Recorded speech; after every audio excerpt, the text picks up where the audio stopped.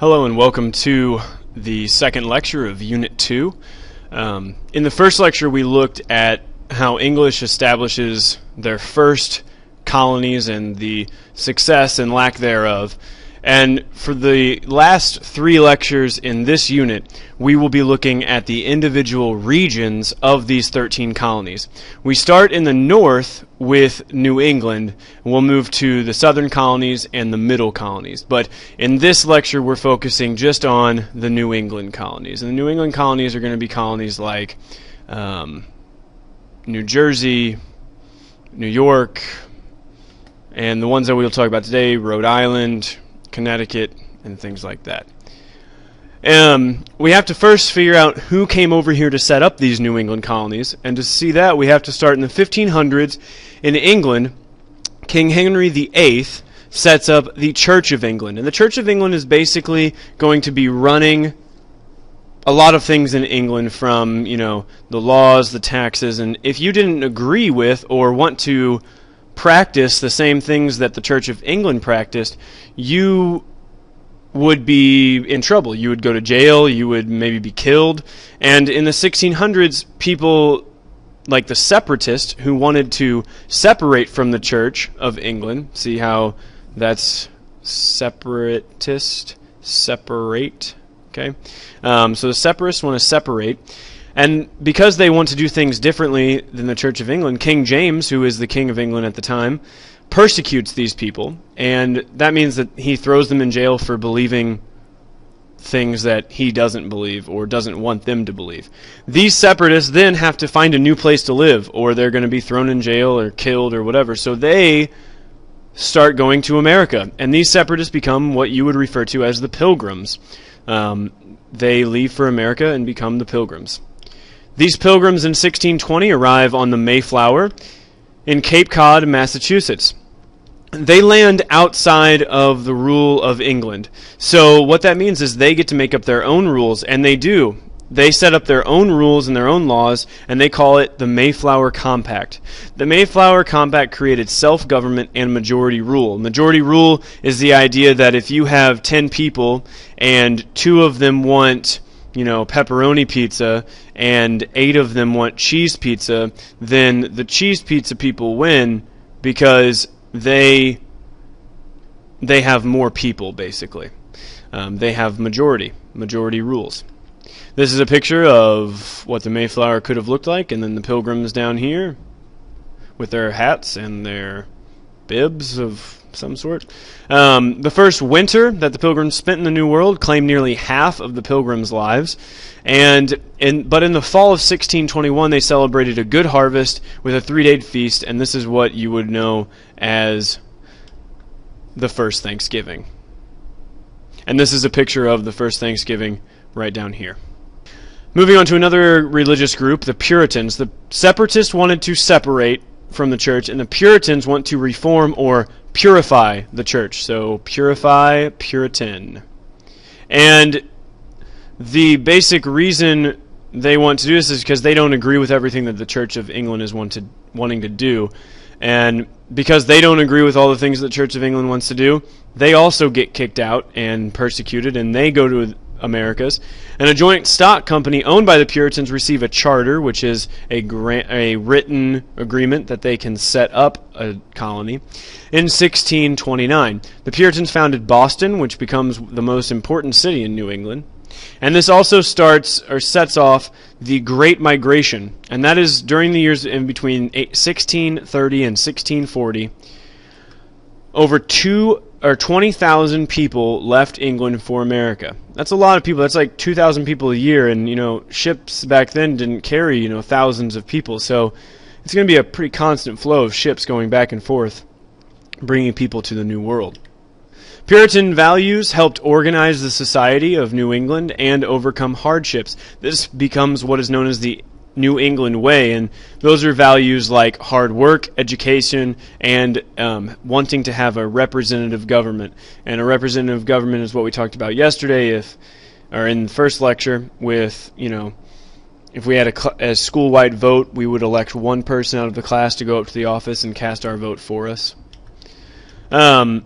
Moving to Rhode Island now, This is called New Rhode Island welcomes Dissenters.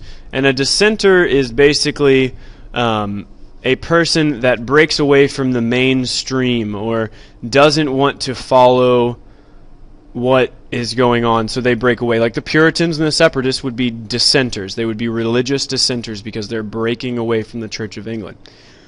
Roger Williams shocked Puritans by saying such outrageous things like, the colonists had no right to take Native American land by force. Really? The Puritans don't have the right to just take people's land who's already living there? That's shocking. No one should be forced to attend church. You mean if we don't want to go to church, we shouldn't have to go or be thrown in jail or killed if we don't go? That's pretty shocking. Puritans should not impose their religion on anyone else. Wait, you mean we shouldn't kill people for not believing what we believe? That's pretty shocking. And he also believed that the church and state should be kept separate. So the church and the government should be separate things. So the taxpayers shouldn't have to pay taxes, and then the Puritans get all of that money. None of these things are really that shocking. I mean, these are things that should be kind of obvious, in my opinion. But to Puritans, they are ideas that get Roger Williams banished. And he flees south, and he founds, or sets up, or establishes Rhode Island, and also establishes the first Baptist church in America. So these are important things to remember about Roger Williams, who is down here. But yeah, important things to remember. Connecticut extends voting rights. At this time, usually, people that are only members of the church get to vote. And that means only people in the church and care about the church and want to go to church get to make the laws and all that kind of stuff. So in Connecticut, these things change. They set up the Fundamental Orders of Connecticut, and that extended voting rights to non-church members. So that means more people can vote, more people have a say, it's more fair, and things are just better when more people can vote.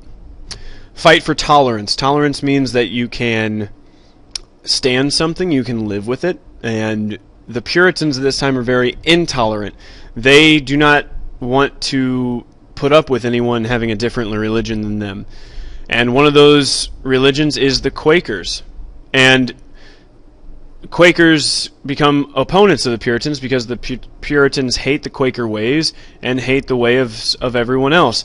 So the Puritans are kind of being hypocrites because the Puritans went to America to find freedom for themselves, but they hate all the other religions, and they're basically persecuting all the other religions, which is exactly what the Puritans tried to get away from.